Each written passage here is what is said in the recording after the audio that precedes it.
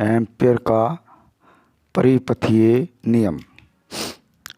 अनंत लंबाई के सीधे धारावाही तार के कारण चुंबकीय क्षेत्र का व्यंजक भी ज्ञात करना है।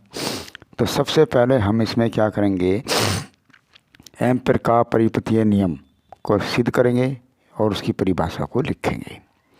किसी बंद वक्र के परितः चुंबकीय क्षेत्र की तीव्रता का रेखीय समाकलन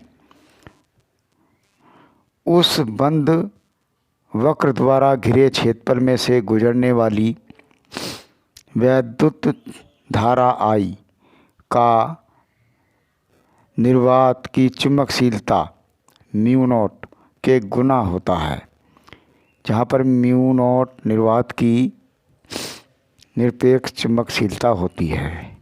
अर्थात इसको हम इस तरह से भी कह सकते हैं। तो ये रेखीय समाकलन है बी चुंबकीय क्षेत्र और रेखीय जो दूरी है उसके गुणनफल के समाकलन और चुंबकशीलता तथा धारा के गुणनफल के बराबर होता है। जो ये रेखीय समाकलन किसी बंद वक्र के परितः चुंबकीय क्षेत्र की तीव्रता का रेखीय समाकलन चुंबकशीलता और धारा के गुणनफल के बराबर होता है। इस प्रकार से भी इसकी परिभाषा दे सकते हैं, सिंपल भाषा में याद हो जाएगा। अब हमें इसको सिद्ध करना है। माना कि हमारे पास एक चालक तार है और जिसकी लंबाई कुछ भी हो सकती है, जैसे कि एक चालक तार है और इसमें I एम्पीयर की धारा बह रही है और स्मॉल r त्रिज्या का एक वृत्ताकार पृष्ठ बनाया है और ये जो यहाँ पर है इसकी कोई बिंदु P है O से R दूरी पर और इसकी जो लंबाई है वो dl है और इसका जो रेखीय समाकलन है dl वेक्टर वो चुंबकीय क्षेत्र की दिशा में है, तो दोनों के बीच में कोण शून्य हो जाएगा। तो हमारा जो रेखीय समाकलन है, रेखीय समाकलन से समाकलन B vector dot dl vector जो होगा, अब हमने कक्षा 11 में पढ़ा है a डॉट और b डॉट बराबर होता है a b कोस थीटा, ये सूत्र पढ़ा है। इसी प्रकार से बी dl कोस थीटा, परंतु जब एक दिशा में दोनों है, रेखीय समाकलन dl जो है और चुंबकीय क्षेत्र जो है दोनों एक ही दिशा में है, ये अल्प दूरी जो है dl, तो दोनों के बीच में कोण शून्य होगा। तो यहाँ पर थीटा के स्थान पर कोस 0 रख देंगे और अब आगे चलेंगे।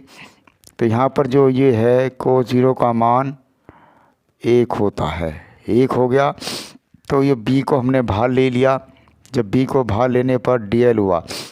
ये dl क्या है, जो हमारी ये परिधि है इस वृत्ताकार भाग की, ये संपूर्ण इसकी परिधि है, जोड़ है। तो dl बराबर होगा परिधि, ये दिखाया हुआ है, तो इसका मान होगा 2 पाई r। तो हमने यहाँ पर 2 पाई r रख दिया। 2 पाई r रखने पर अब ये जो हमारा b है चुंबकीय क्षेत्र, इसका व्यंजक होता है b बराबर म्यू नॉट बटे 2 पाई I अपॉन r। ये अनंत लंबाई के धारावाही चालक तार जो होता है, किसी बिंदु r दूरी पर किसी बिंदु पर उत्पन्न चुंबकीय क्षेत्र b का व्यंजक होता है। इसको हम अभी इससे आगे सिद्ध करेंगे ये b इसको। तो अब b का मान हमने यहाँ पर रख दिया। यहाँ पर रखने पर क्या होगा, म्यू नॉट बटे 2 पाई I अपॉन r। अब ये जो 2 पाई है तो 2 से 2 ख़त्म हुआ, पाई से पाई ख़त्म हुआ और r से r ख़त्म हुआ। क्या बचा, रेखीय समाकलन जो है म्यू नॉट I के गुणनफल के बराबर हो गया। इस प्रकार से हमारी ये एम्पीयर का परिपथीय नियम सिद्ध हो गया है और इसको याद करेंगे, बड़ा इम्पोर्टेंट क्वेश्चन है। अब हम इसके बाद एम्पीयर के परिपथीय नियम की सहायता से अनंत लंबाई के सीधे धारावाही तार के कारण उत्पन्न चुंबकीय क्षेत्र बी का व्यंजक ज्ञात करेंगे। बहुत ज़्यादा इम्पोर्टेंट है। माना कि हमारे पास एक अनंत लंबाई का चालक तार है और जिसमें आई एम्पीयर की धारा बह रही है, और माना कि इसके इसके बिंदु ओ से आर दूरी पर कोई बिंदु P है और एक वृत्ताकार भाग की कल्पना करी है। इसको छोटे छोटे भागों में विभाजित कर लिया है जिसकी लंबाई dl है, और इसका जो dl है इसका सदिश वेक्टर वो चुंबकीय क्षेत्र B की दिशा में है।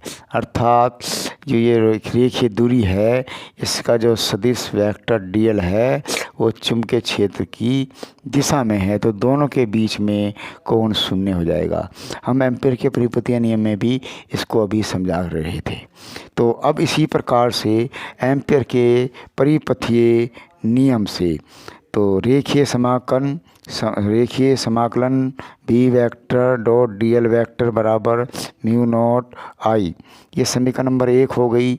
अब हम क्या करेंगे, इस समीकरण की सहायता से हमने कक्षा 11 में पढ़ा था कि ये जो है कि a डॉट बी बराबर होता है ए बी कोस थीटा। ये मान हमने यहाँ पर ये करा और ये समीकरण नंबर 1 है। अब इसका मान हमने dbl कोस थीटा, दोनों एक ही दिशा में है तो दोनों के बीच में कोण शून्य होगा। यहाँ पर कोस थीटा बराबर जो है शून्य रख देंगे। कोस 0 का मान 1 होता है तो हम यहाँ 1 रख देंगे, और ये b हमने भाग ले लिया। इधर का ऐसे ही चलता रहेगा, b हमने भाग ले लिया। अब ये क्या है, समाकलन dl। ये समाकलन जो dl है ये वृत्ताकार जो भाग है उसकी पूरी परिधि है। ये dl छोटा छोटा जोड़ा गया है। किसका भाग जोड़ा गया है, रेखीय सारे परिधि का भाग जोड़ा गया है। तो ये जो dl रेखीय समाकलन जो है dl का मान होगा 2πr, परिधि के बराबर है तो इसका मान क्या रख देंगे 2πr। तो ये हमारे पास है रेखीय समाकलन जो है B vector dot dl vector जो है इसका मान है कहाँ से लेने पर, समीकरण नंबर 1 से लेने पर। समीकरण नंबर 1 हमारी ये रही, तो इसका मान क्या है, इसका मान हम ये रख देंगे म्यू नॉट I0 बराबर b 2πr। अब ये सारा जो सिस्टम तरीका दिया हुआ है यहाँ पर ये वाला, इसका मान जो हम समीकरण नंबर 1 हम रख देंगे तो म्यू नॉट I0 बराबर b 2πr। ये तो हमने समीकरण नंबर 1 से ले लिया। ये वाला जो पूरा जो दिया हुआ है इसका मान हम इसके नीचे ले गए तो b बराबर म्यू नॉट I 2πr। शुद्ध रूप में लिख लेंगे इसको। शुद्ध रूप में लिखने पर क्या होगा, b बराबर म्यू नॉट 2πI/r। इसका मात्रक लिखना बहुत ही ज़रूरी है। इसका मात्रक जो है वो हम लिखेंगे और इसको साथ साथ याद करेंगे।